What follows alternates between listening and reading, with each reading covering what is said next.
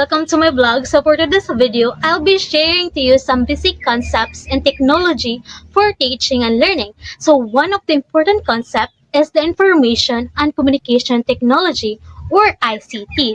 It is the use of digital tools like computers, smartphones, and the internet to create, share, and communicate information. Another concept is educational technology. This refers to the use of technological tools and resources to support teaching and learning process.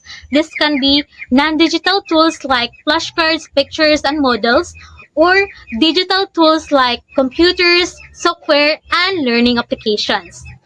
And another important concepts are digital literacy and digital learning. So when we say digital literacy, it's about knowing how to find, evaluate, and use information effectively and safely online. While digital learning is about learning with the help of technology, whether it's online or offline. And that's all for today's video, and thank you for watching.